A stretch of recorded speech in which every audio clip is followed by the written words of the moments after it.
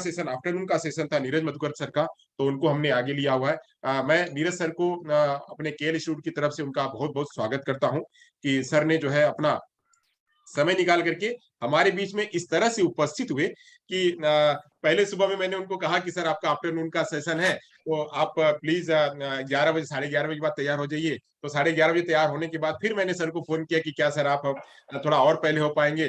तो सर ने बिल्कुल भी ये नहीं कहा कि नहीं यार कैसे इस तरह से बार बार चेंज करते हो, ये क्या नाटक है, या मतलब ये क्या है, ऐसा कुछ भी सर के मन में नहीं आया।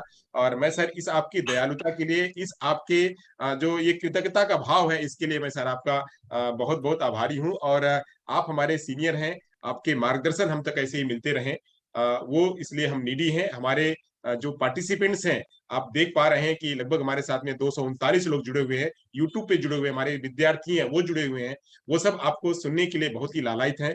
और आप नेशनल और इंटरनेशनल एजेंसीज के क्या रोल है, वह किस तरह से एक इकोसिस्टम को क्रिएट करेंगे, उसके बारे में आप हमारे बीच में चर्चा करेंगे। हमारे कॉलेज की शिक्षिका लेक्चरर दयाबेन वांकानी को मैं को आग्रह करूंगा कि वो नीरज सर का एक फॉर्मल वेलकम करें, और वेलकम करने के बाद वो सेशन को सर स्टार्ट करेंगे। दयाबेन वांकानी।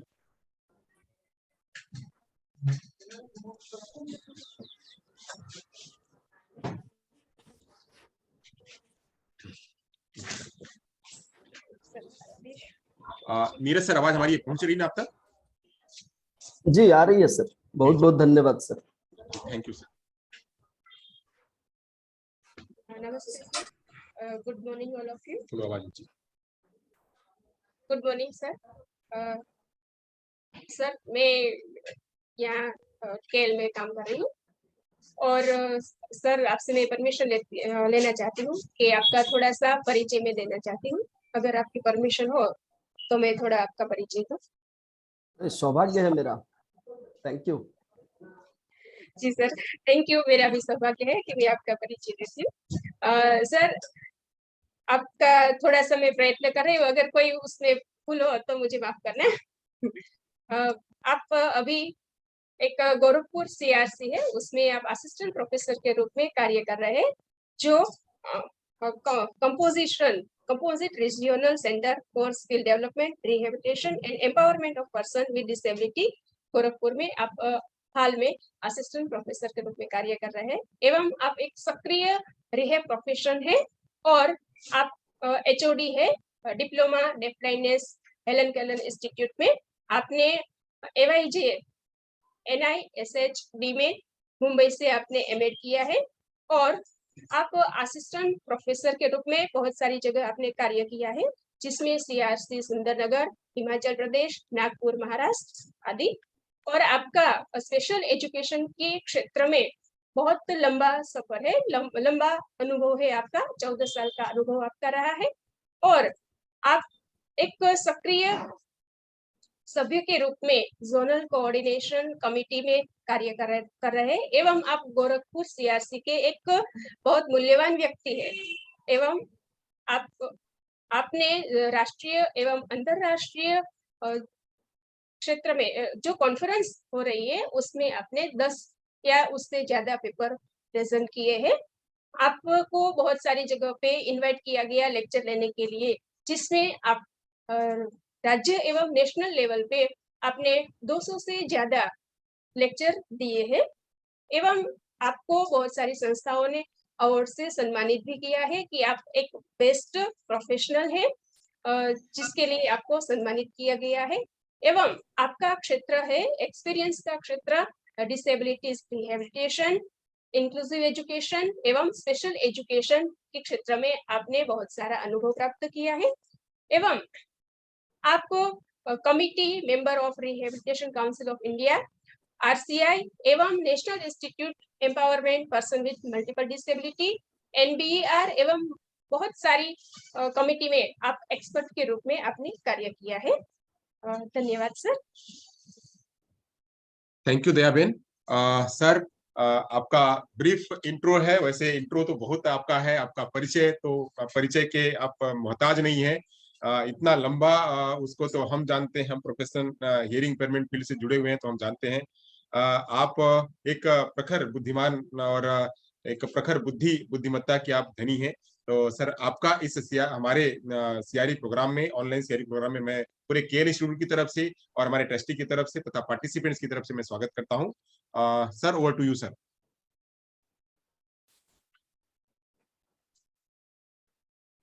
नीरज सर। बहुत बहुत धन्यवाद आपका संतोष भाई। आप तक आवाज मेरी पहुंच रही है? जी बिल्कुल सर, आ रही। जी बहुत बहुत धन्यवाद। और मैम ने अभी इतना लंबा चौड़ा हमारे बारे में परिचय दिया है, उतना तो हमें भी याद नहीं था, और हमने 4-5 लाइन आपको लिख करके केवल दिया था कार्य व्यस्तता की वजह से। और पिछले कई बार हम लोग जुड़ना चाहे अलग अलग कार्यक्रमों में, लेकिन दुर्भाग्य से कार्य व्यस्तता की वजह से ही हम लोग नहीं जुड़ पाए। तो मैं धन्यवाद देना चाहता हूं केएल इंस्टीट्यूट का भी, और आप मैनेजमेंट से जुड़े हुए आप चेयरमैन साहब यहाँ पे हैं, हमारे साथ मौजूद हैं, श्री डीजे दंदुकिया साहब। मैं उनके प्रति भी आभारी हूं कि आपने हमें ये अवसर दिया है। डॉक्टर संतोष यादव साहब, आपके प्रति विशेष आभारी हूं कि आपने हमें मौका दिया इतने सारे लोगों के साथ जुड़ने के लिए। उनके साथ ही मैं प्रोफेसर जयंत भाई व्यास, डीन एमबीयू भावनगर, आपका भी आभारी हूं। डॉक्टर रमेश साहब जो हमारे पूर्व डायरेक्टर थे और अभी लखनऊ सीआरसी में डायरेक्टर के पद पर कार्यरत थे, और हमारे क्लासमेट भी रहे हैं, लंबा समय उनने का मौका मिला है। तो मैं उनको भी अभी सुन पा रहा था। देश के अलग अलग कोने से जुड़े हुए रिहैब प्रोफेशनल्स जो इस समय करीब करीब 250 की संख्या में इस कार्यक्रम में जुड़े हुए हैं, आप सभी के प्रति मेरा आभार कि आप हमें मुखातिब होने का मौका दिए, अपना ओपिनियन आप लोगों के सामने रखने का, अपना अनुभव आप लोगों के साथ साझा करने का हमें आपने अवसर दिया है। और विशेष रूप से आपकी टीम को धन्यवाद देना चाहता हूं, आपके मैनेजमेंट को धन्यवाद देना चाहता हूं, इस तरह के विषय को चयनित करने के लिए, चुनने के लिए, जो ecosystem around the field of special and inclusive education, इस टॉपिक को आपने सिलेक्ट किया है। 3 दिवसीय national conference, national seminar CRE status के साथ उसके लिए चर्चा का विषय आपने बनाया है। और जैसा कि मैं रमेश साहब को भी सुन पा रहा था, रमेश साहब ने भी बतलाया कि रिसोर्स पर्सन्स का जो लिस्ट है, वो जो आपने सिलेक्शन किए हैं, अलग अलग लोगों को जो आपने मौका दिया है इस कार्यक्रम में सम्मिलित होने का, उसमें कई तो हमारे गुरु हैं। इसलिए मैं गौरवान्वित भी अनुभव कर रहा हूं कि उनके साथ आपने हमें स्थान दिया है। Professor Sunny Mariam Mathew madam masters के टाइम में हमारी टीचर रही हैं और डायरेक्टर भी रही हैं, फॉर्मर डायरेक्टर रही हैं AYJ NISHD की। और प्रोफेसर रजनी रंजन साहब सीनियर मोस्ट पर्सन है, डॉक्टर सुजाता भान मैडम सीनियर मोस्ट पर्सन है। सो आपने जो सिलेक्शन किया है रिसोर्स पर्सन का, इसके आधार पर यह कहा जा सकता है कि ये जो 3 दिवसीय चर्चा होगी सीआरई स्टेटस के साथ नेशनल कॉन्फ्रेंस में, उसमें कहीं ना कहीं जो ग्रासरूट लेवल से जुड़े हुए लोग हैं उनके लिए बहुत बेहतरीन ये चर्चा होने वाली है, उनके लिए बहुत फ्रूटफुल ये चर्चा होने वाली है। और हमें उम्मीद है कि आगे चल करके कहीं ना कहीं लोगों को ये मदद करेगा अपने सर्विसेज की क्वालिटी को मेंटेन करने में, अपने सर्विसेज को और ज्यादा सुदृढ़ बनाने में, ताकि दिव्यांग जनों को हम समाज की मुख्य धारा, विकास की मुख्य धारा के साथ जोड़ सके, जो हम सबका उद्देश्य है। और हम जब इंक्लूजन की बात करते हैं, अभी दंदुकिया साहब को भी मैं सुन पा रहा था, मेरा सौभाग्य है कि आज मैं उनको सुना, बहुत लंबे टाइम से उनको देखने की इच्छा थी, आज पहली बार मैंने उनको स्क्रीन पे देखा। मैं उनका जो विषय सुन रहा था जिसमें उन्होंने सबसे लास्ट में अपनी एक समस्या बतलाई, एक अपनी सोच जाहिर की लोगों के सामने, कि जो सबसे बड़ा बैरियर है एटीट्यूडनल बैरियर, मैं वहीं से शुरुआत करना चाहूंगा अगले तकनीकी सत्र का। और 1 मिनट के लिए अगर हमें समय दे तो मैं स्क्रीन शेयर करने के लिए, क्या अथॉरिटी है सर हमारे पास? जी जी है, आप कर सकते हैं सर। आप प्लीज।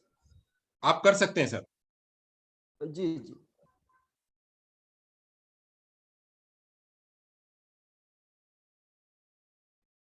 Thank you.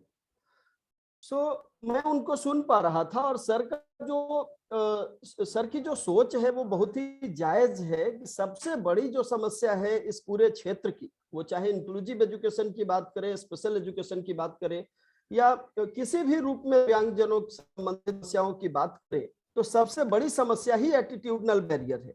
और वो एटीट्यूडनल बैरियर जितने भी प्रोफेशनल्स हैं, जितने भी उस बच्चे से जुड़े हुए सोशल वर्कर है या फैमिली है, शुरुआत तो फैमिली से ही होती है।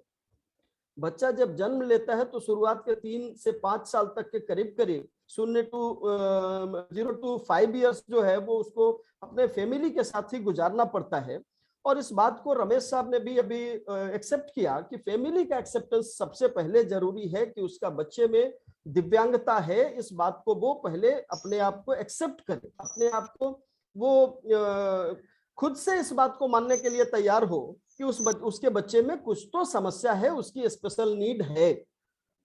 सबसे ज्यादा समस्या इसी बात की होती है कि जब बच्चे का जन्म होता है, हर एक परिवार में जब बच्चे का जन्म होता है तो बहुत ही खुशी का माहौल होता है, लेकिन अचानक जब बच्चे के बारे में पता चलता है, बच्चा देर से रोया या जो भी कंडीशन उसकी रही जिसकी वजह से किसी न किसी दिव्यांगता का शिकार हुआ, या ऐसा कहे कि किसी न किसी डिफॉर्मिटी की वजह से वो समस्या आ रही है, तो जब उसको पता चलता है तो ये समस्या उसके लिए सामने शॉकिंग कंडीशन होती है। पूरा परिवार उसके शॉकिंग कंडीशन में रहते हैं, डिप्रेशन की कंडीशन आ जाती है और 1 सेकंड के लिए ऐसा लगता है कि अब क्या करें, कुछ समझ में नहीं आ रहा है, किम कर्तव्य विमूढ़ वाली स्थिति हो जाती है।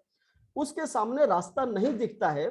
धीरे धीरे धीरे धीरे करके उसका जो पूरा परिवार है, माता पिता जो उसके हैं, खास करके पिता जो है, और बाकी का जो मेल मेंबर है, वो कहीं ना कहीं बाहर के समाज से ज्यादा जुड़ा हुआ है और उसकी वजह से अर्निंग बॉडी है, उसकी वजह से उसको कहीं ना कहीं इन सारी परिस्थितियों से आगे निकल करके उसको अर्न करने के लिए, कुछ कमाने के लिए, कुछ पैसे धन एकत्रित करने के लिए, ताकि परिवार का संचालन हो सके, परिवार चल सके, परिवार का पालन हो सके, उसके लिए वो धीरे धीरे अपने ऑफिसेज में जाना और बाहर के दुनिया से जुड़ना वो शुरू हो जाता है। 10 से 15 दिन होते होते, महीना भर होते होते वो नॉर्मलाइजेशन की स्थिति में जाना शुरू हो जाता है। उसको जो सदमा हुआ था कुछ समय के लिए तो रहता है, पर उस सदमे से कुछ समय के बाद वो बाहर हो जाता है। परिवार के बाकी सदस्यों के साथ भी वही स्थिति होती है, लेकिन माँ के साथ सबसे बड़ी समस्या होती है कि माँ उस बच्चे को कभी छोड़ नहीं सकती। और दूसरे लोगों का जो साइकोलॉजिकल इम्पैक्ट होता है, साइकोलॉजिकल जो एक परिवार की कंडीशन होती है, उसमें सबसे ज्यादा ताना भी सुनने को माँ को ही मिलता है कि ये तुम्हारा बच्चा है, तुमने ये बच्चे को जन्म दिया है तो तुम ही संभालो। ये हकीकत नहीं है, लेकिन फिर भी ये परिस्थिति जो है परिवार में पैदा होती है कि उस बच्चे को डिसेबिलिटी है, ऐसा पता चलने के बाद सारी जिम्मेवारी माँ के ऊपर थोप दी जाती है कि माँ ने उस बच्चे को जन्म लिया है तो माँ ही उसको संभालेगी। और अल्टीमेटली पूरे परिवार उससे धीरे धीरे धीरे धीरे मुक्त होने लग जाता है, और जो परिवार में डिसेबल्ड बच्चे की जो जिम्मेवारी है वो माँ के ऊपर केंद्रित हो जाती है।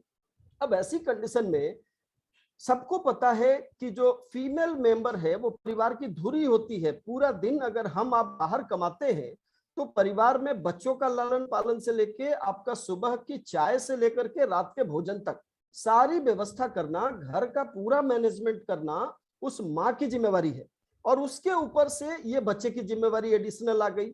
और सामान्य बच्चा हो तब तो बहुत दिक्कत नहीं हो, लेकिन अगर बच्चा विशेष आवश्यकता वाला हो, बच्चा अगर विशेष हो, दिव्यांगता से ग्रसित हो, ऐसी परिस्थिति में उसके साथ एक ऐसी कंडीशन आप मान सकते हैं कि एक ड्वेल डिसेबिलिटी कंडीशन आ जाती है। पूरा परिवार उसके साथ बीमार पड़ने लग जाता है, पूरा परिवार उसके साथ डिसेबिलिटी का शिकार होने लग जाता है।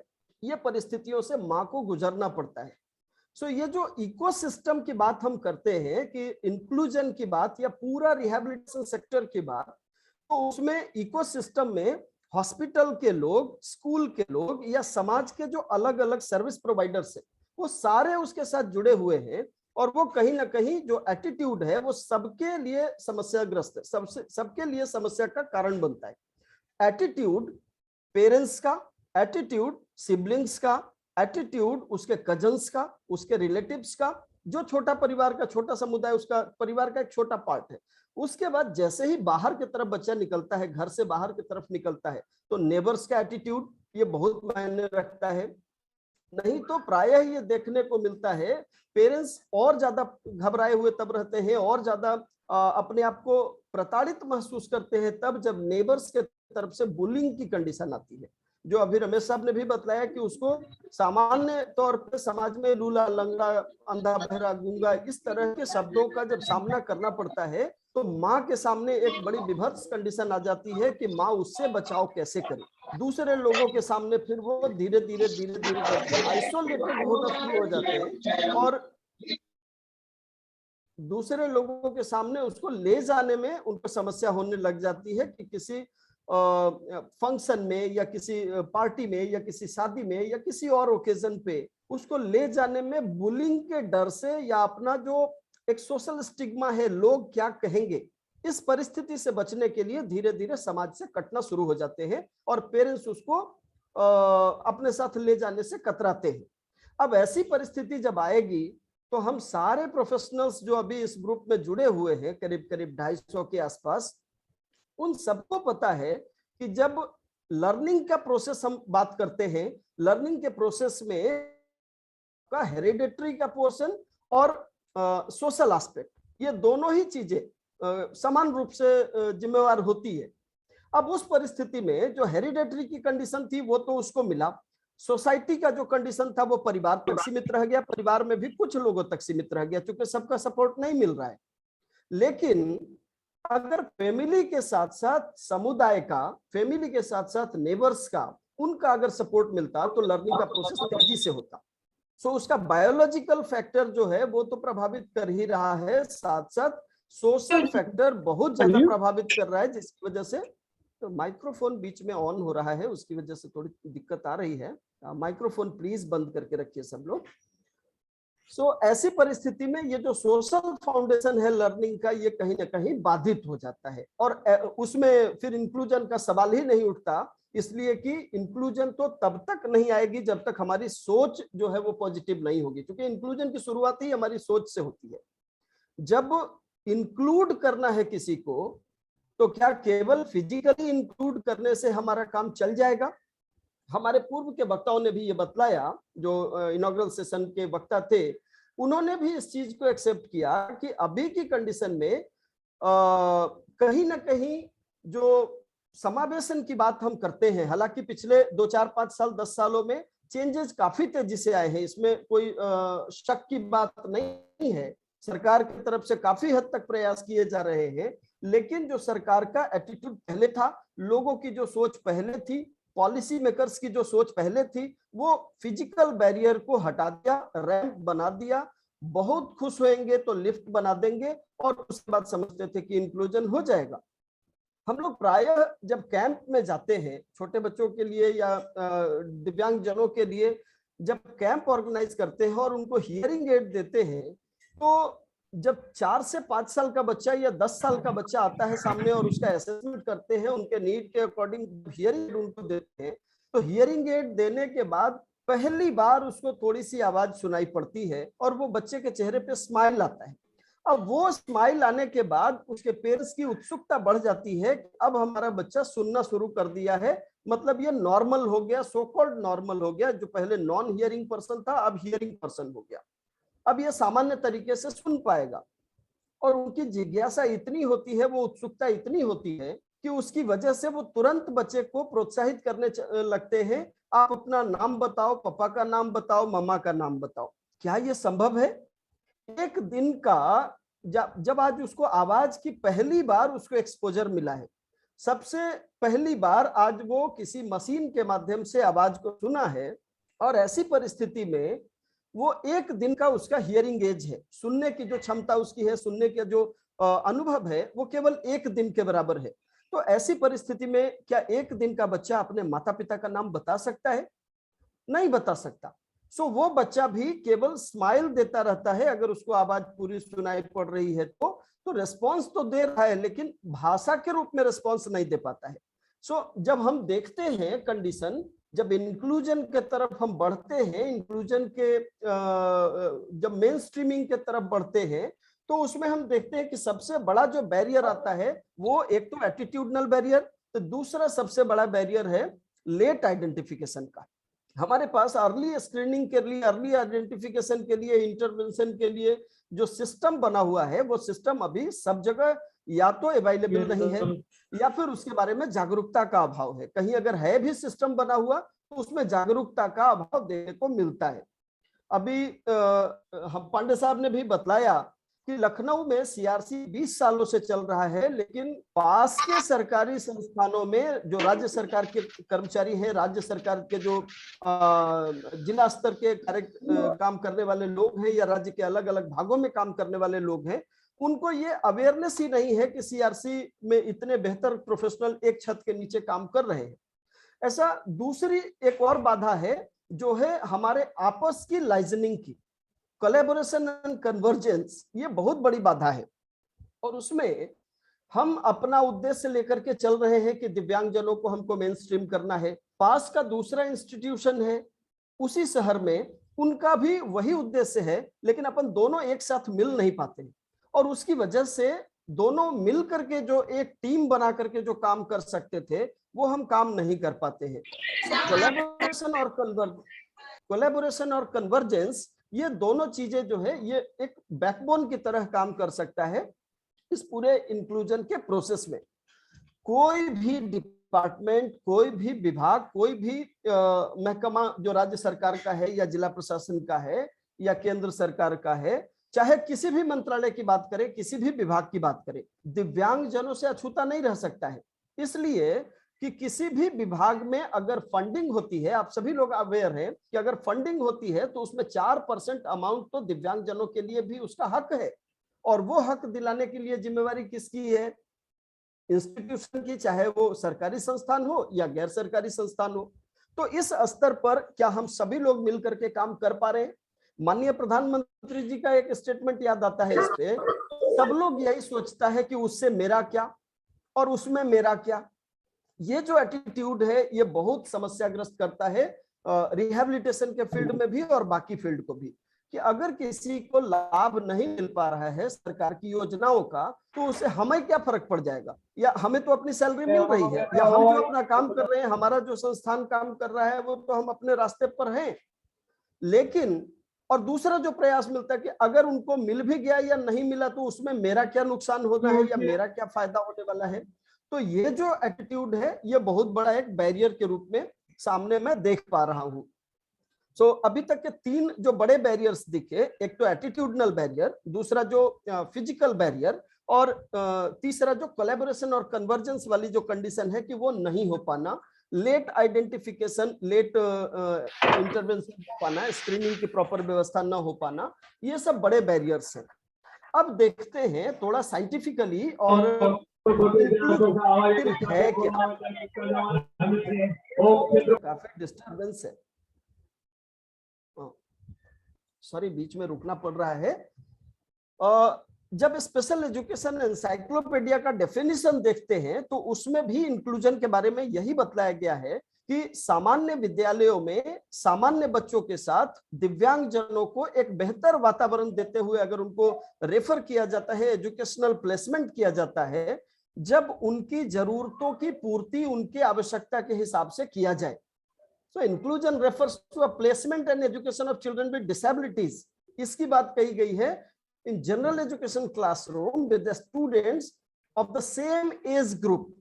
See, हम लोग जब लेट आइडेंटिफिकेशन की बात करते हैं कि लेट आइडेंटिफिकेशन मतलब भारत में करीब करीब जो एवरेज एज है आइडेंटिफिकेशन का, कुछ बच्चे तो ऐसे भी हैं जहाँ लोग अवेयर है तो 2 दिन का बच्चा भी सामने आ जाता है रिहैबिलिटेशन की स्थिति में। और मैं सौभाग्यशाली हूं कि गोरखपुर में जब से एम्स की स्थापना हुई है उनके साथ हम लोगों ने कोलैबोरेशन किया है, और अभी हमारे पास 2 दिन, 4 दिन, 7 दिन ऐसे छोटे छोटे बच्चे जो पीडियाट्रिक केयर के बच्चे हैं, पीडियाट्रिक डिपार्टमेंट से रेफर होकर के आते हैं। अगर उनको कुछ सुनने से संबंधित जरा सा भी डाउट होता है या नियोनेटल स्क्रीनिंग किया बच्चे का और उसमें अगर डाउट हुआ तो वो तुरंत भेज देते हैं सीआरसी में। और हम खुशकिस्मत हैं कि उस टीम का हिस्सा हैं हम, जिसमें बच्चे के डिसेबिलिटी को प्रिवेंट करने के लिए, अर्ली आइडेंटिफिकेशन के लिए हम सब मिल करके एक साथ कोलैबोरेशन में काम करते हैं, एक ट्रांस डिसिप्लिनरी मॉडल में काम करते हैं। सो एक एज ग्रुप का बच्चा समान विद्यालय में पढ़े, चाहे वो दिव्यांग हो चाहे वो सकलांग हो, वो दोनों ही परिस्थितियों में उसी विद्यालय में पढ़ेगा, ये उसका ह्यूमन राइट है। एक सामान्य बच्चा जहां पढ़ने के लिए जाता है उसी विद्यालय में दिव्यांगजन को भी पढ़ना है, ये उसका ह्यूमन राइट है। उसको किसी भी परिस्थिति में माँ से या उसके परिवार से या उसके जो सिबलिंग्स है उससे इसके लिए अलग नहीं किया जा सकता। और यही कंसेप्ट की वजह से ये जो इंक्लूजन का कंसेप्ट आया, ये धीरे धीरे करके सरकार ने इसको एक्सेप्ट किया है। अगेन दूसरा अगर कंसेप्ट इसका देखें तो उसमें भी वही चीज बतलाया गया है कि जो पास का विद्यालय है उसमें age appropriate regular classroom setting में वो बच्चा चाहे डिसेबल्ड हो नॉन डिसेबल्ड हो उसको पढ़ाया जाएगा और उसका जो इंस्ट्रक्शनल नीड है, इंडिविजुअल नीड है, उसका फुलफिलमेंट किया जाएगा। इसके अलावा तीसरा एक और डेफिनेशन हम लोग देखते हैं इसमें जो एम दास एंड दास के द्वारा दिया गया है और उसमें भी करीब करीब सेम बातें कही गई हैं। सो जब अलग अलग फैक्टर्स को देखते हैं, अलग अलग ऑथर्स को देखते हैं, अलग अलग थिंकर्स को देखते हैं, तो सबने इंक्लूजन के बारे में करीब करीब कमोबेश एक ही बात बतलाई है। एम दास ने तो ये भी बतलाया है कि इसमें जो सप्लीमेंट्री एड्स चाहिए वो teacher as well as children दोनों को चाहिए। केवल बच्चे को सप्लीमेंट्री एड नहीं चाहिए। मैं अगर पढ़ाने के लिए जाता हूं, मैं अगर अर्ली आइडेंटिफिकेशन इंटरवेंशन से जुड़ा हुआ हूं, बच्चे के रिहैबिलिटेशन से जुड़ा हुआ हूं, तो कुछ न कुछ विशेष यंत्र की आवश्यकता हमारे लिए भी होगी। उस बच्चे की लर्निंग नीड के हिसाब से बच्चे को तो जरूरत पड़ेगी ही पड़ेगी, पर हमारे लिए भी उसकी आवश्यकता होगी। दूसरी कंडीशन, आज चूंकि सेशन काफी लेट चल रहा है, करीब करीब 20 मिनट लेट है, सो मैं शुरुआती जो स्लाइड्स है उसको थोड़ा तेजी से निकलना चाहूंगा। पूरी दुनिया का कॉन्टेक्स्ट के बारे में अभी हमारे वक्ताओं ने बतलाया है और उसमें अलग अलग जो हमारे रेजोल्यूशंस हैं, हमारे जो अलग अलग कॉन्फ्रेंसेस के थ्रू जो उसके फैक्ट्स निकल करके आए हैं, उसमें 1994 का सलामन का स्टेटमेंट जो एजुकेशन फॉर ऑल के ऊपर और बैरियर फ्री एनवायरनमेंट के ऊपर फोकस था, उसमें भी इंक्लूजन को बढ़ावा देने की बात कही गई थी। अगेन दास एंड दास के एक स्टेटमेंट को हमने कोट किया है जिसमें उन्होंने बतलाया है कि छोटे स्तर पर ही सही, लेकिन यूएसए में, इंग्लैंड में, कनाडा में, ऑस्ट्रेलिया में, इटली में, ये सारे के सारे विकसित राष्ट्र हैं और उसमें भी इंक्लूजन को कहीं ना कहीं ग्रो करने का मौका मिल रहा है, कहीं ना कहीं बढ़ावा दिया जा रहा है। सो एक चीज ये तय बात है कि इंक्लूजन को ग्लोबली एक्सेप्टेंस मिला है और इंडिया भी उससे अछूता नहीं रहेगा, क्योंकि भारत भी कहीं ना कहीं यूनाइटेड नेशंस का हिस्सा है। उसके रेजोल्यूशंस पे सिग्नेटरी के तौर पे भारत भी उस पर काम कर रहा है और हम सभी लोग जानते हैं। आप लोगों का हम क्या सर, मैं 1 मिनट के लिए कुछ बोल सकता हूँ? सर, मैं क्या 1 मिनट के लिए कुछ बोल सकता हूँ? नीरज सर, अगर आपकी इजाजत हो तो आपकी आवाज, हाँ, अनम्यूट करिए सर, अपने को अनम्यूट करिए। हाँ जी, ये मुझे लग रहा है ना मेरे वॉलंटियर्स एक साथ में जो सारे लोग बात कर रहे थे ना उनको बंद कर दिए होंगे। मैं यहाँ पे सभी लोगों से एक बार विनती करना चाह रहा हूँ। आवाज जा रही है सर? जी आ रही सर, आपकी आवाज आ रही। हाँ, मैं यहाँ पे सारे लोगों से ये विनती करना चाह रहा हूँ, अगर किसी के यहाँ से आवाज आएगी, मैं एक बार अगर रिमूव कर दूंगा ना, पूरे प्रोग्राम में आप जुड़ नहीं पाओगे। या तो आप इस कर्टेसी को मेंटेन करिए कि अगर रिसोर्स पर्सन बोल रहे हैं तो आप अपनी आवाज को कहीं भी आ रहे हैं जा रहे हैं तो म्यूट करके जाइए आइए।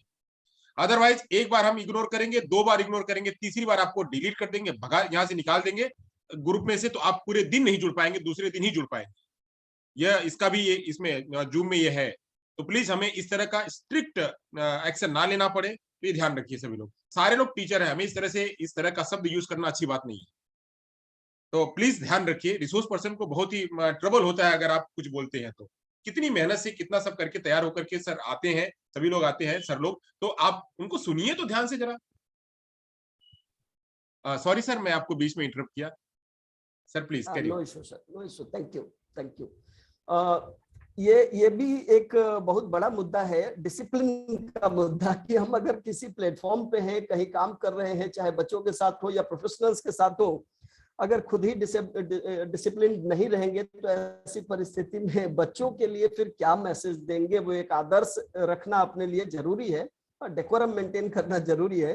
बीच में कहीं से आवाज आने लग जाती है तो पूरा फ्लो चला जाता है, इसकी वजह से फिर डिस्कशन में दिक्कत आती है। एनीवे, हम लोग आगे कोशिश करेंगे कि इस तरह का डिस्टर्बेंस ना आए ऐसी परिस्थिति में हम देख पाते हैं कि भारत सरकार के तरफ से खास करके एजुकेशन को ध्यान में रखते हुए कई सारे प्रोजेक्ट्स, कई सारे प्रोग्राम्स बीच में लॉन्च हुए, और उसमें आईडीसी प्रोग्राम जो था इंटीग्रेटेड मॉडल में था। उस समय जब हमारे यहाँ शिक्षा व्यवस्था इंटीग्रेटेड मॉडल में चल रही थी, शुरुआत की कंडीशन थी, वो बहुत स्ट्रगल के दौर से दिव्यांगजनों को गुजरना पड़ रहा था उस समय। तो भारत सरकार की तरफ से एक प्रोजेक्ट की शुरुआत की गई, और उस प्रोजेक्ट में integrated education for disabled children, इसकी शुरुआत की गई। और उसमें एक शिक्षक के ऊपर 10 बच्चों का यूनिट बनाया गया।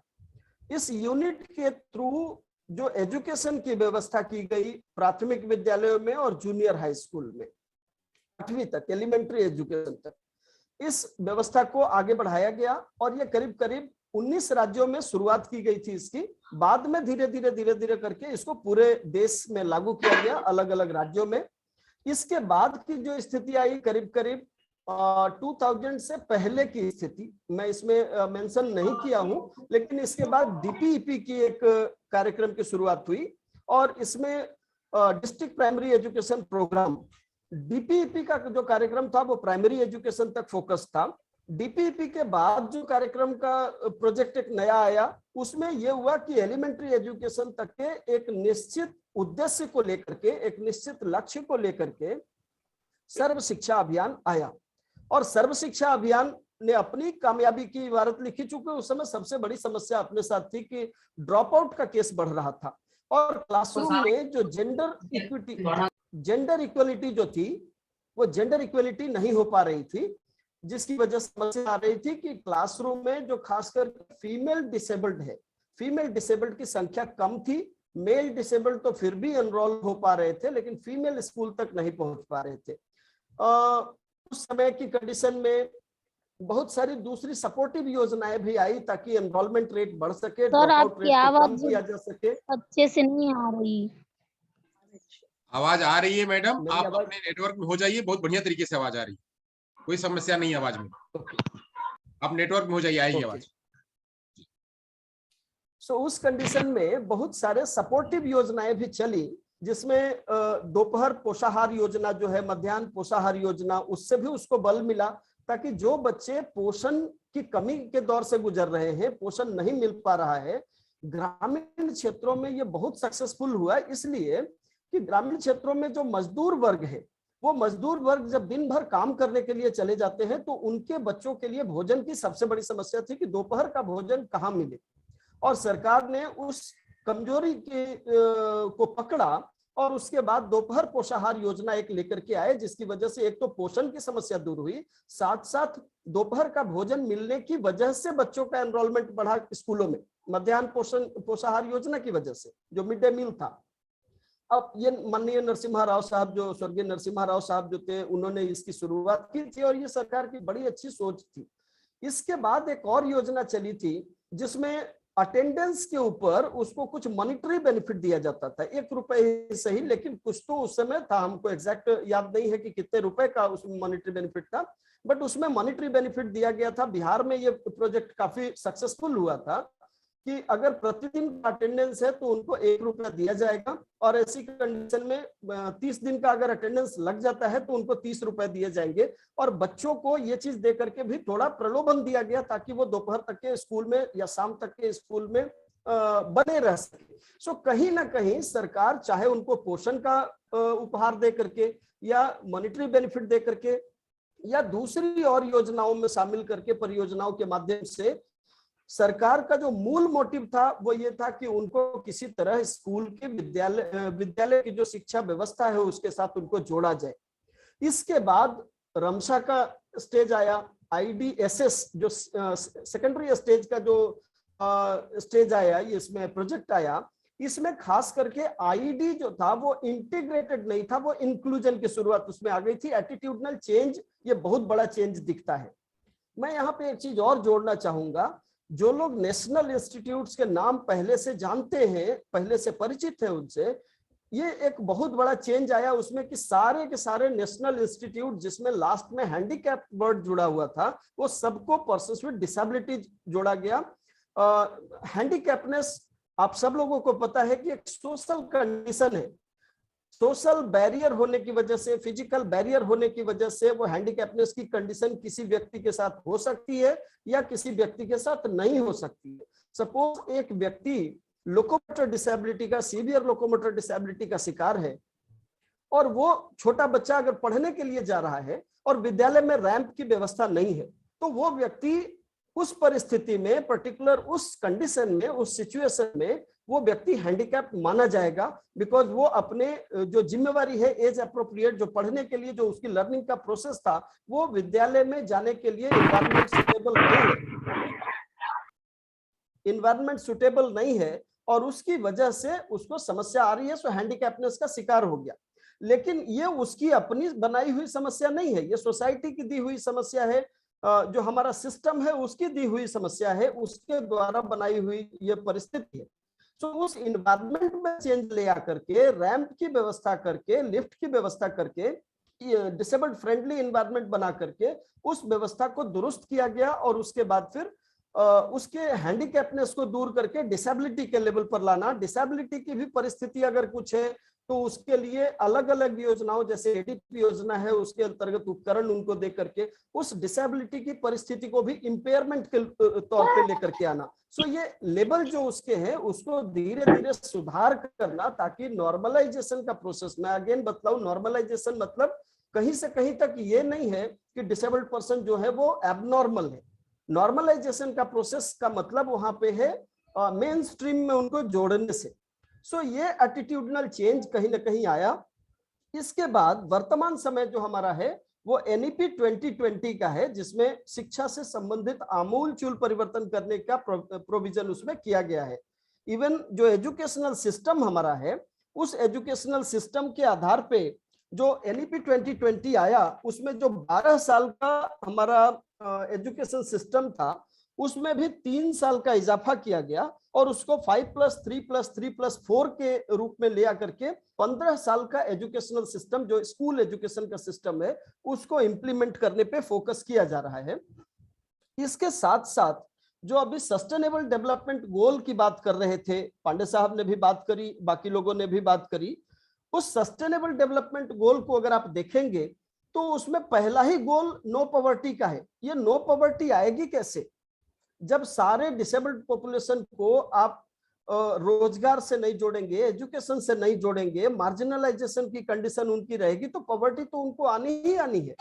और जहां पॉवर्टी है, ये साइंटिफिकली प्रूव्ड है कि जहां पॉवर्टी है वहां कहीं ना कहीं डिजीज बढ़ता है। डिजीज आगे चल करके डिसेबिलिटी को लीड करता है, इंपेयरमेंट को लीड करता है, इंपेयरमेंट डिसेबिलिटी को लीड करता है, डिसेबिलिटी हैंडीकैपनेस को लीड करता है। ये तो हमारा WHO का दिया हुआ सिस्टम है, ये बतलाया हुआ उनका फॉर्मूला है। सो उस कंडीशन में सरकार की जो 2 योजनाएं आई, खास करके इंक्लूजन को अगर ध्यान में रखे तो ये दोनों ही योजनाएं बहुत कारगर रही। एक तो जो एक्सेसिबल इंडिया कैंपेन और दूसरा स्वच्छ भारत अभियान, ये दोनों दिव्यांगता से पूरी तरह से जुड़ा हुआ है। मैं उसको बतलाना चाहूंगा आपको कि एक्सेसिबल इंडिया कैंपेन के तहत जहां हम accessible environment, accessible transportation, accessible education या इंटरनेट की सुविधा या जो वेबसाइट्स है उसकी सुविधा देने के ऊपर हम फोकस्ड हुए, अलग अलग जो एक्सेसिबिलिटी फीचर है उसको देके। साथ साथ जो स्वच्छ भारत अभियान है वो कहीं ना कहीं साइंटिफिकली प्रूव्ड हो गया है कि उसकी वजह से दिव्यांगता का प्रभाव कम होगा, दिव्यांग जनों की जो दिव्यांगता जो है उसको रोकथाम में मदद मिलेगी। बिकॉज मैक्सिमम दिव्यांगता का जो मूल कारण है डिजीज के रूप में, उसमें संक्रामक बीमारियों का बहुत बड़ा हाथ है। और जब संक्रामक बीमारियां रुकेंगी तो बीमारियों की वजह से होने वाला जो शरीर को क्षति है, वो लॉस जो है वो रुकेगा और कहीं ना कहीं दिव्यांग जनों को रोकने, दिव्यांगता को रोकने में, उसके प्रभावों को कम करने में हम लोगों को मदद मिलेगी। ये एक छोटा सा आंकड़ा है, मैं शेयर कर दूंगा, इसको आप बाद में भी देख सकते हैं और कई बार आप लोग देख चुके हैं, क्योंकि अभी नया सेंसस जो 2020-21 में होना था वो नहीं हो पाया ड्यू टू कोविड, और उसकी वजह से 2011 के जो जनगणना है अपने पास, उसी के हिसाब से काम करना पड़ रहा है। और इसमें जब आप देखेंगे तो मूवमेंट डिसेबिलिटी का करीब 54 लाख 54 लाख की आबादी, सबसे ज्यादा आबादी उसी की है। 54 लाख मूवमेंट डिसेबिलिटी से ग्रसित हैं। और उसके बाद जो आबादी आती है वो हियरिंग इम्पेयर्ड की है, जो करीब करीब 50,71,000 के आसपास की है। पूरे देश की जो आबादी है disabled population as per census 2011। So hearing और सीइंग का और मूवमेंट का, इवन स्पीच का 19 लाख की आबादी है। सो ये तीनों चारों जो लीडिंग डिसेबिलिटीज हैं, इनके ऊपर सरकार का ज्यादा फोकस रहा है। वर्तमान समय में तो सरकार का फोकस 21 टाइप्स ऑफ डिसेबिलिटीज के ऊपर चल रहा है। उनको समाज में इंक्लूड करना, उनके लिए एजुकेशन की व्यवस्था करना, उसके ऊपर सरकार केंद्रित है।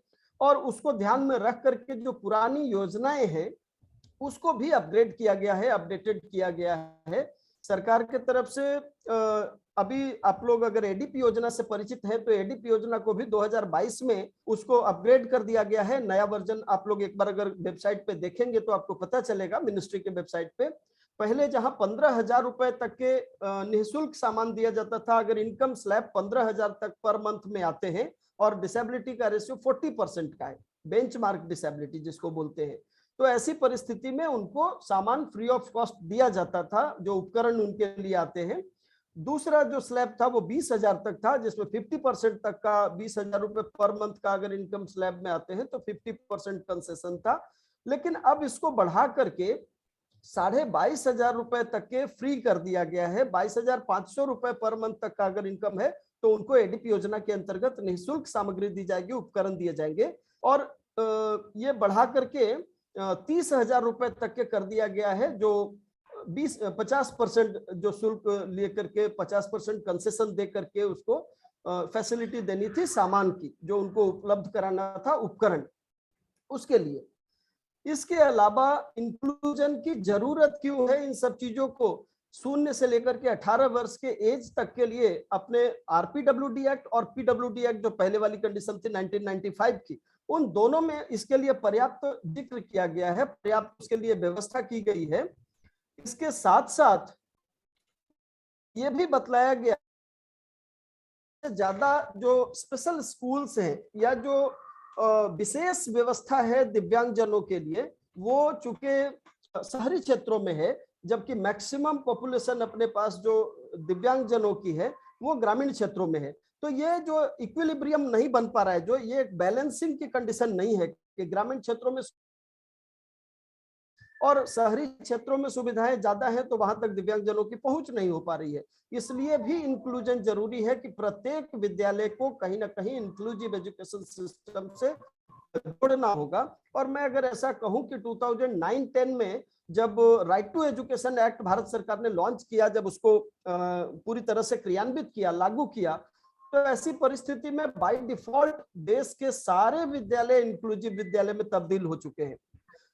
वर्तमान परिस्थिति उसकी थोड़ी अलग हो सकती है कि सभी विद्यालयों में वो सुविधा अवेलेबल ना हो, लेकिन सरकार का धीरे धीरे प्रयास है कि उनके सिस्टम को दुरुस्त किया जाए। और उस दिशा में चाहे राजस्थान गवर्नमेंट हो, दिल्ली गवर्नमेंट हो, बिहार गवर्नमेंट हो, इन सब ने मिलकर के दिव्यांगता को प्रमोट करने के लिए, दिव्यांगजनों की शिक्षा को प्रमोट करने के लिए, उनको इक्वल अपॉर्चुनिटी देने के लिए रिहैब प्रोफेशनल्स की भी नियुक्ति करनी शुरू की है।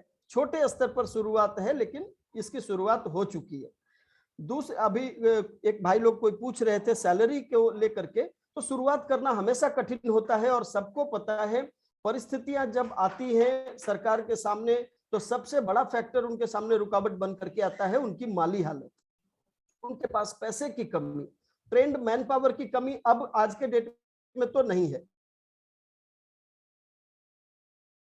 2 टीचर्स की नियुक्ति करने की। अगर पूरे देश में नियुक्त करने के लिए चलेंगे तो आज भी हमारे पास मैन पावर्स की कमी है, लेकिन सरकार ने शुरुआत की है, ये सही रास्ते पर है। और अभी जो सुप्रीम कोर्ट का वर्डिक्ट आया है करीब करीब 3 महीने पहले, उस पर सुप्रीम कोर्ट ने सारे राज्य सरकारों से उसके ऊपर स्पष्टीकरण मांगा है कि आप अपने यहाँ की स्थिति बतलाएं कि कब तक शिक्षकों की नियुक्ति होगी। सो हमें ऐसा लगता है कि आगे आने वाला 3, 4, 5 साल लोगों के लिए बहुत ही लाभकारी होगा, बहुत कुछ रास्ते निकलेंगे। और खास करके एनईपी 2020 भी बहुत सारे जॉब अपॉर्चुनिटीज लोगों के लिए क्रिएट करेगी।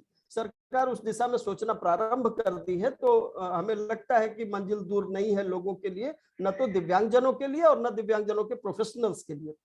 इसके अलावा ये डॉक्यूमेंट्स जिससे आप लोग सभी लोग परिचित हैं करीब करीब, article 45 of constitution of India, जिसमें निःशुल्क शिक्षा का प्रोविजन किया गया है 6 वर्ष से 14 वर्ष की उम्र तक, और दिव्यांगजनों के लिए अगर करें तो पर्सन्स विद डिसेबिलिटीज एक्ट और rights of persons with disabilities act 2016, इन दोनों में 18 वर्ष तक के निःशुल्क शिक्षा का प्रोविजन उनके लिए है।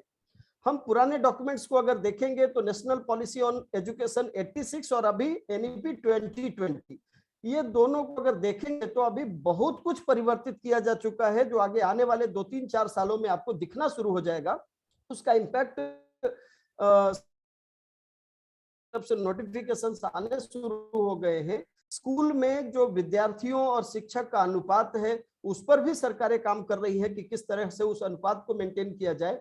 बड़ी संख्या में अलग अलग सरकारों के तहत, अलग अलग राज्य सरकारों के द्वारा शिक्षकों की नियुक्तियां प्रोसेस में है। कुछ अलग अलग कारण हो सकते हैं जिसकी वजह से शिक्षकों की नियुक्तियों में रुकावट आती है कोर्ट केसेज की वजह से, लेकिन सरकार अपने तरफ से प्रयास करना शुरू कर दी है। ये शुभ संकेत है इंक्लूजन के रास्ते में।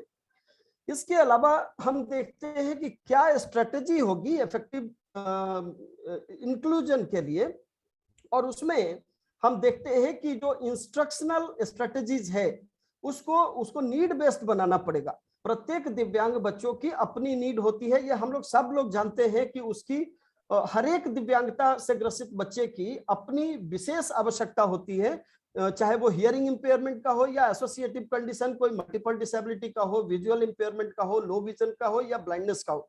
सो ऐसी कंडीशन में हम बनाने की जरूरत है। जैसे अहमदाबाद में सीआरसी है, वो सीआरसी अकेला काम नहीं कर सकता, लखनऊ का सीआरसी अकेला काम नहीं कर सकता, गोरखपुर का सीआरसी अकेला काम नहीं कर सकता। उसमें हमारे डीपीओज हैं, पेरेंट्स ऑर्गेनाइजेशंस हैं, या जो हमारे एनजीओज हैं, दूसरे गवर्नमेंट के ऑर्गेनाइजेशंस है, दूसरे जो डिपार्टमेंट्स हैं, उन सबका कोलैबोरेशन लेकर के चलना पड़ेगा। और खास करके 3 स्तर पर, एक तो प्राइमरी स्तर पर, प्री प्राइमरी और प्राइमरी स्तर पर जो काम करने वाले प्रोफेशनल्स हैं, जो स्पेशल एजुकेटर हो, रेगुलर टीचर्स हो या आंगनवाड़ी वर्कर्स हो, हेल्थ प्रोफेशनल्स हैं, आशा एक्टिविस्ट हैं, उनको साथ में लेकर के चलना होगा ताकि हमारे पास शुरुआती दौर से ही दिव्यांगता को प्रिवेंट करने में, उसको रोकने में मदद मिल सके या उसके प्रभावों को कम करने में मदद मिल सके थ्रू अर्ली आइडेंटिफिकेशन और इंटरवेंशन। वो नेटवर्क सिस्टम हमको बनाने पर फोकस होना होगा। दूसरी चीज जो है वो मैक्रो लेवल, माइक्रो लेवल और मेसो लेवल, ये तीनों लेवल पे हमको प्लानिंग और मैनेजमेंट करने की जरूरत है। मैक्रो लेवल का मतलब है परिवार के स्तर पर मदद करना, इंपावर करने की जरूरत है, ताकि अगर दिव्यांगजन टाइम दिया था आज का, दिव्यांगजन की अगर स्थिति ऐसी है कि हम बहुत मदद नहीं कर पा रहे हैं उनकी due to severity of disability, हम उनको समाज में एक अर्निंग मेंबर नहीं बना सकते, तो क्या ऐसी परिस्थिति हो सकती है क्या कि हम उनके पेरेंट्स के किसी व्यक्ति को पेरेंट्स और परिवार के किसी व्यक्ति को जोड़ पाए, हम उनको इतना एम्पावर कर दे कि उस दिव्यांगजन को उस परिवार में पालन पोषण करने में मदद मिल जाए। सो हमारी सोच वो भी होनी चाहिए। और मैक्रो लेवल का, माइक्रो लेवल का मतलब है पर्टिकुलर उस इंडिविजुअल को एम्पावर करना ताकि वो एक समाज का फ्रूटफुल मेंबर, एक प्रोडक्टिव मेंबर बन सके। एंड मेसो लेवल इंस्टीट्यूशनल जो हमारा स्ट्रक्चर है उसको मजबूत करने की जरूरत है, चाहे वो आंगनबाड़ी केंद्र हो या आशा वर्कर से संबंधित जो प्राथमिक स्वास्थ्य केंद्र है या दूसरे और इंस्टीट्यूशन है, एनजीओ है, प्राइमरी स्कूल है।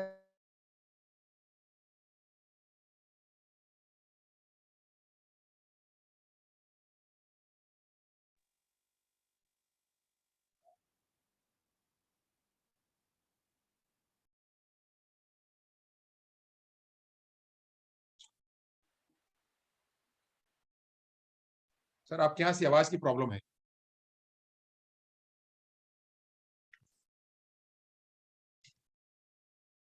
धीरज सर आप सुन पा रहे हैं?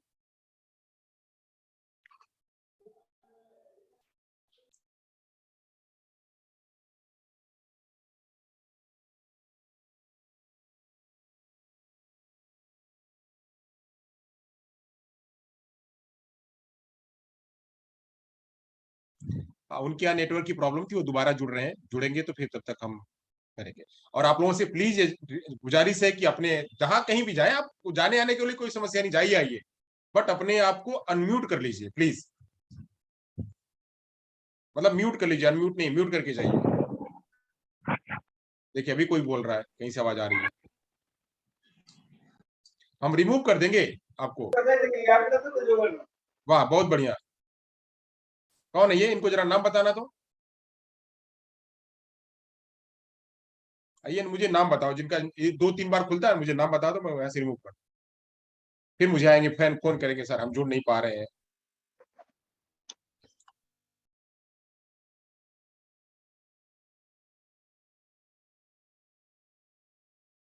मैं फोन करता हूँ।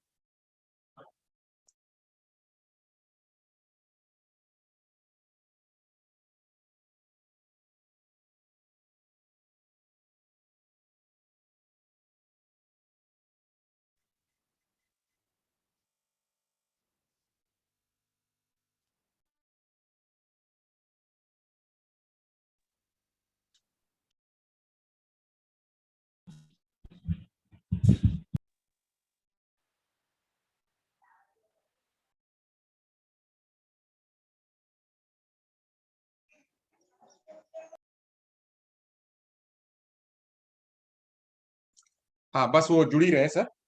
क्या कह रहे हैं, कौन क्या कह रहा है, मैसेज किसका है? गूगल लिंक व्हाट्सएप पर शेयर करिए। नहीं भैया, पहले तो टीटीसी 2021 अपना नाम बदल लीजिए। ये हमारा हमारा नाम क्यों यूज कर रहे हैं आप? जो भी है, गूगल लिंक आपको बस यही मिलेगी, व्हाट्सएप पे नहीं मिलेगी।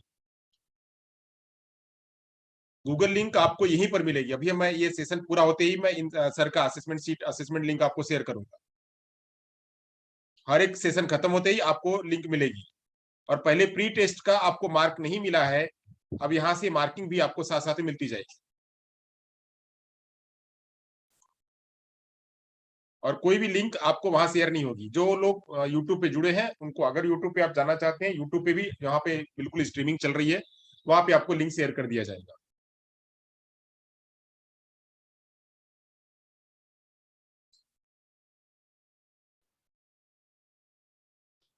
Good morning, Santoshi. I have finally been able to join the meeting. So you can tell me when I can start. Good morning, ma'am. Welcome you, ma'am. Sorry for all the ma'am chaos I caused जी in the morning. I'm जी really जी sorry. जी, एक session ma'am चल रहा है नीरज मधुकर जी का। बिल्कुल बिल्कुल। वो अभी डिस्कनेक्ट हुए हैं, उनका कुछ नेटवर्क का इशू था, वो ज्वाइन होंगे, उनका कंक्लूजन ही है, वो कंक्लूड करते हैं आपका सेशन मैम। जी नो प्रॉब्लम। मेरी आवाज आ रही है? आ रही सर, बिल्कुल आ रही है। जी जी, thank you.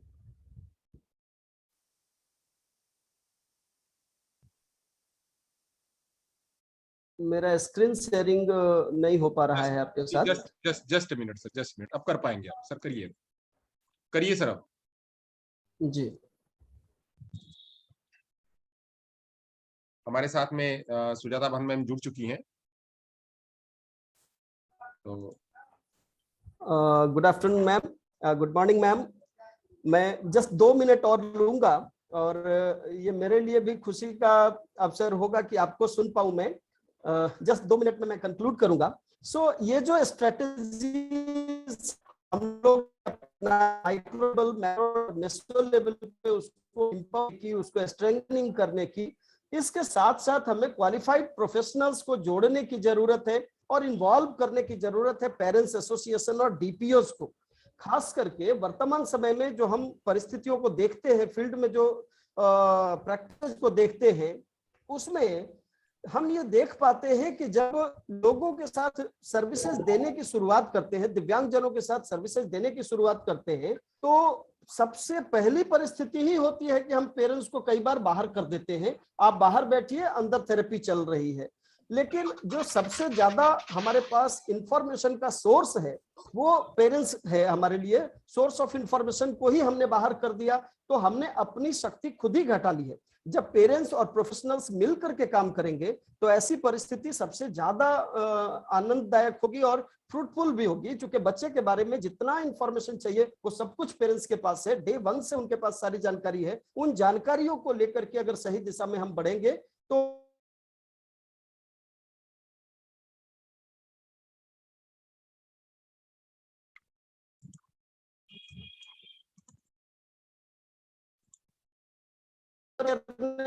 Specially in rural areas हम लोग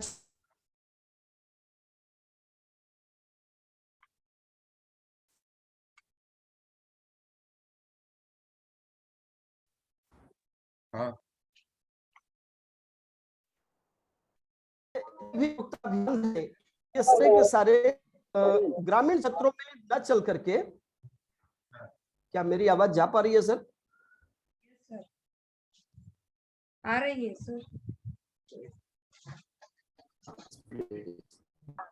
मैं बाबा डेट हो रहा हूँ समाविजन, तो ग्रामीण क्षेत्रों में उसके लिए कहीं ना कहीं हमें जागरूकता लाने की जरूरत है। जो हमारा नेशनल एजेंसीज है उनको इस क्षेत्र में काम करने की जरूरत है और कर रहे हैं, लेकिन काफी विस्तृत क्षेत्र होने की वजह से या कुछ भौगोलिक परिस्थितियों की वजह से हम सभी क्षेत्रों तक पहुंचते हैं।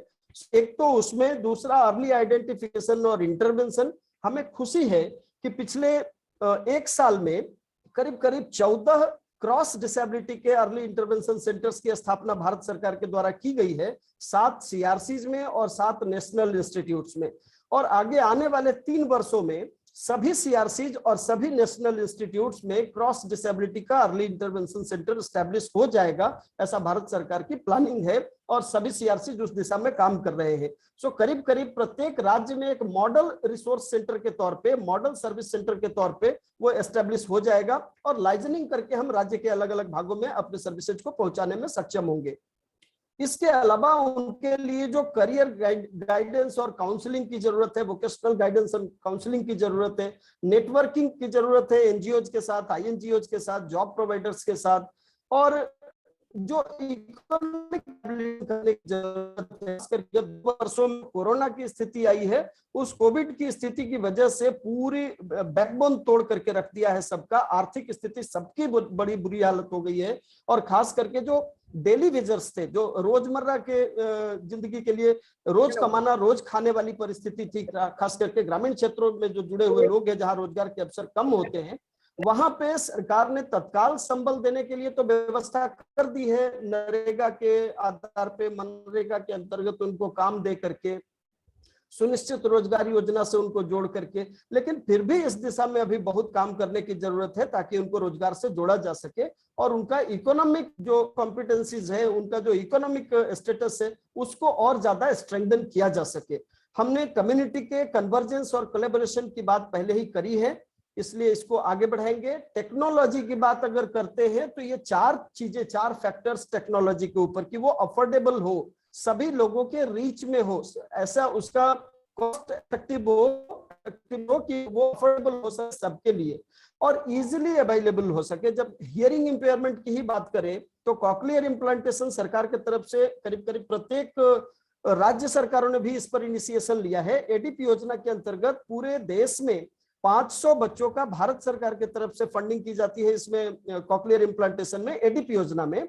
और इसके अलावा भी राज्य सरकारों ने इसके लिए फंड इशू किया है और फंड एलोकेट करने के बाद से स्थिति काफी बदली है और प्रत्येक वर्ष एक बड़ी संख्या में इस तरह के जो सर्जरीज हैं ये हो रहे हैं, कॉक्लियर इम्प्लांटेशन के केसेज आ रहे हैं और वो बहुत हद तक सक्षम भी है, सफल भी है। कॉक्लियर इम्प्लांटेशन के बाद एक चीज जो सबसे ज्यादा इंपॉर्टेंट है कि उनका स्पीच थेरेपी जो 6 महीने का है, ये बहुत जरूरी है। पेरेंट्स को अवेयर न होने की वजह से या जो भी परिस्थिति रहे उसकी वजह से अगर ये नहीं हो पाता है तो वो पूरा 6 से 8 लाख का कॉक्लियर इम्प्लांटेशन बेकार हो जाता है। इससे सभी लोग परिचित है, तो ज्यादा से ज्यादा लोगों को उसके लिए अवेयर करें ताकि 5 साल से नीचे के बच्चे अगर कोई डेफ है और खास करके प्रोफाउंड डेफनेस की कंडीशन से गुजर रहे हैं, कोई एसोसिएटिव कंडीशन नहीं है, तो उस कंडीशन में उनको कॉक्लियर इम्प्लांटेशन के लिए नेशनल इंस्टीट्यूट को रेफर अगर आप करते हैं तो उससे भी उसका काम चल सकता है और वहां से वो टैकल किया जा सकता है,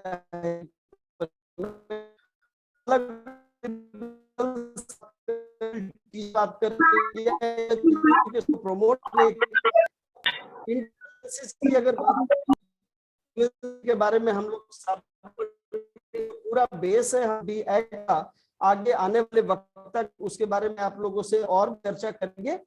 सो ये गाइड बात थी, और ये promote to education because every child has the right to quality education and learning। यहाँ पे हम अपने इस सेशन को समाप्त करने के लिए चाहेंगे, ताकि आगे हम सीनियर्स उनका ज्यादा से ज्यादा समय मिल सके। बहुत बहुत